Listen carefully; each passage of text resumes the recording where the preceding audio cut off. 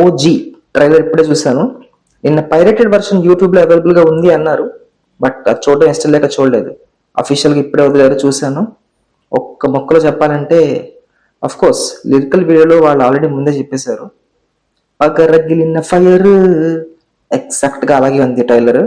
చాలా రోజుల తర్వాత పవన్ కళ్యాణ్ గారిది మంచి ట్రైలర్ చూశాను అని ఫీలింగ్ వచ్చింది. పీకే గారు పాలిటిక్స్ లో బిజీగా ఉండడం వల్ల రీమేక్ మూవీస్ చేయడము, స్ట్రైట్ మూవీస్ అసలు రావట్లేదు అనమాట ఆయన. అలాంటిది చాలా రోజుల తర్వాత ఒక స్ట్రైట్ మూవీ వస్తుంది అని చాలా ఎక్స్పెక్టేషన్స్ ఉన్నాయి. ఆ ట్రైలర్ ఎలా ఉంటుందో అని చెప్పేసి నేను కూడా ఈగర్గానే వెయిట్ చేశాను.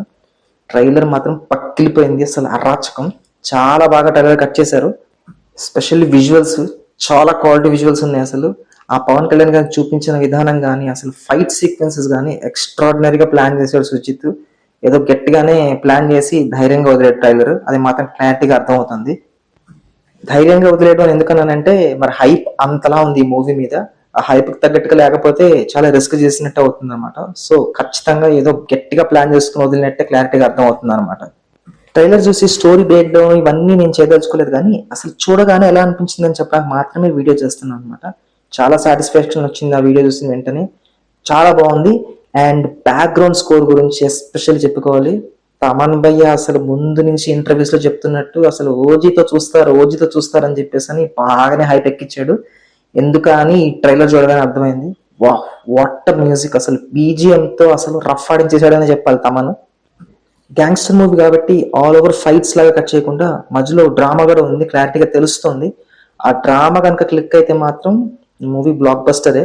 నాకు హైలైట్ అనిపించిన డైలాగ్ మాత్రం, బాంబే వస్తున్నా, తలలు జాగ్రత్త. చాలా యూనిక్ గా అనిపించింది. అసలు అవుట్ స్టాండింగ్ వార్నింగ్ ఇచ్చారు అసలు పీకే గారు.